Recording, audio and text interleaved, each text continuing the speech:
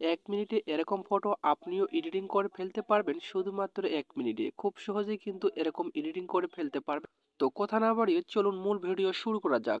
আপনার ফোন থেকে Chrome ব্রাউজারটি open করে নেবেন। ক্রোম ব্রাউজারটি ওপেন করার পর উপরে আপনার সার্চ বক্স দেখতে পারবেন। সার্চ বক্সে ক্লিক করবেন।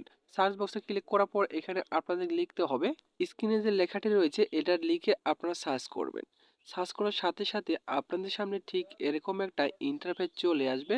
তো এখানে আপনাদেরকে জিমেল অ্যাকাউন্ট দিয়ে অ্যাকাউন্ট একটি ক্রিয়েট করতে হবে। তো এখানে দেখতে পাচ্ছেন জিমেল অ্যাকাউন্ট রয়েছে, এখানে আপনারা জাস্ট একবার ক্লিক করে দেবেন। ক্লিক করে দেওয়ার সাথে সাথে আপনাদের সামনে আপনার যতগুলো ফোনের জিমেল অ্যাকাউন্ট রয়েছে সেগুলো কিন্তু এখানে শো করবে। তো এখান থেকে আপনারা যে কোনো একটা জিমেল অ্যাকাউন্ট দিয়ে এটা অ্যাক্টিভ করে নেবেন, ঠিক আছে? তো আমি এখান থেকে একটি জিমেল অ্যাকাউন্ট দিয়ে অ্যাক্টিভ করে নিচ্ছি। অ্যাক্টিভ করা হয়ে গেলে এখানে কন্টিনিউ অপশনে জাস্ট একবার ক্লিক করে দেবেন। ক্লিক করে দেওয়ার সাথে সাথে ঠিক এরকম একটা ইন্টারফেস চলে আসবে। তো এখানে আপনি বক্সের মতো একটি চিহ্ন দেখতে পাচ্ছেন, এখানে আপনার টিক মার্ক তুলে দিবেন।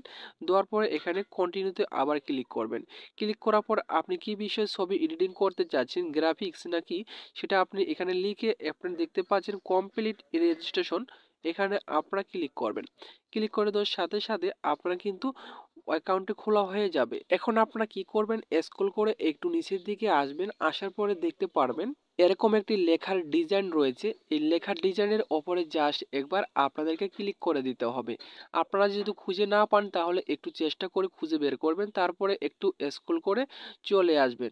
আসার পরে দেখতে পারবেন এখানে নাম ডিজাইনটি রয়েছে, ভাইরাল ডিজাইনটি, এখানে আপনারা ক্লিক করবেন। এরপরে ক্লিক করে দেওয়ার সাথে সাথে আপনার স্ক্রিনে কিন্তু ফটোটি চলে আসবে। এখন আপনার নিচে দেখতে পারবেন যে প্লাস আইকন রয়েছে, এই প্লাস আইকনে জাস্ট একবার আপনাদেরকে ক্লিক করে দিতে হবে। ক্লিক করে দেওয়ার সাথে সাথে এখানে আপনাদের যে নামটি রয়েছে সে নামটি এখানে আপনাদেরকে বসিয়ে দিতে হবে।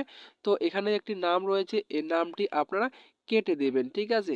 কেটে দেওয়ার পরে আপনি আপনার নামটি এখানে বসিয়ে দিবেন। বসানো সম্পূর্ণ হয়ে গেলে যে কাজটি আপনাদের করতে হবে, উপরে দেখতে পারবেন যে জেনারেট অপশন রয়েছে, এই জেনারেট অপশনে আপনাদেরকে একবার ক্লিক করে দিতে হবে। ক্লিক করে দেওয়ার সাথে সাথে আপনার কিন্তু ফটোটি কিন্তু এডিটিং হয়ে যাবে আপনার নাম দিয়ে। এখন আপনি ফটোর ওপরে ক্লিক করে কিন্তু দেখতে পারবেন কত সুন্দর একটি ফটো এডিটিং হয়ে গেছে। এখন সেভ করার জন্য ফটোর ওপরে ক্লিক করে ডাউনলোড ইমেজে ক্লিক করবেন, তাহলে কিন্তু আপনার ফটোটি ডাউনলোড হয়ে গ্যালারিতে চলে যাবে। তো মূলত এই ছিল আজকের ভিডিও। ভিডিওটি যদি আপনাদের ভালো লেগে থাকে অবশ্যই পাশে থাকবেন। আবারও দেখা হবে নতুন একটা ভিডিও নিয়ে। এতক্ষণ সাথে থাকার জন্য আপনাদেরকে ধন্যবাদ।